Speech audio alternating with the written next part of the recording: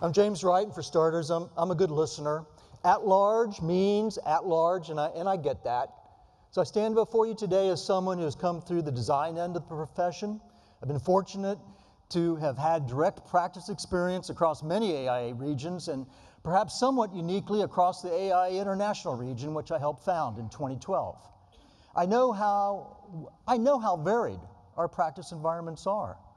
So my design bandwidth includes small projects, the car dealerships, church additions, and the like, but I've also led the design of over a dozen high-rises in Asia.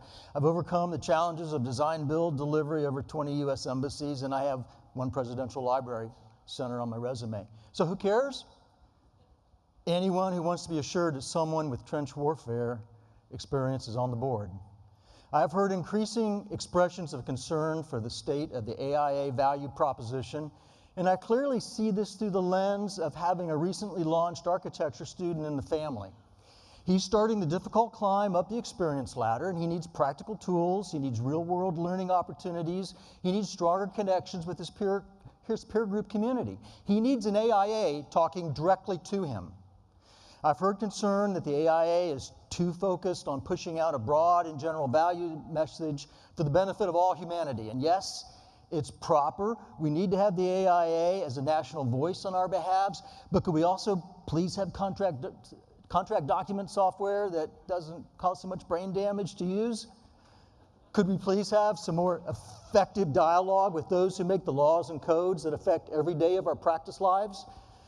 Now, I have concern where artificial intelligence and the Internet of Things are going with respect to our profession, and I have concern for what strikes me as our passive attitude towards it. As individual architects, we can fall into the trap of a false sense of self-confidence and thinking we are professionally invincible, and then find ourselves playing defense. Or the AIA can be the vehicle for anticipating the potential for disruption. Otherwise, we'll likely see our profession being marginalized even further than what I've witnessed over my 40 years of practice. Finally, the AIA needs not just to be on the global practice stage, this brand needs to be the headliner. We need the AIA support in growing our offshore practices and helping our local practices be more visible to foreign capital investing in the U.S. On U.S. projects. And keep in mind, our international region has the greatest growth potential of any AIA region. Now, we've had a run of 6 or 7 years with international practice experience well represented on the AIA board and sitting in the president's chair, but look around, it's about to cycle out. So I pledge you my personal time and energy to compassionately listen to and represent the broad and varied interest of our AIA membership, and I ask you for your support. I'm James Wright. Thank you.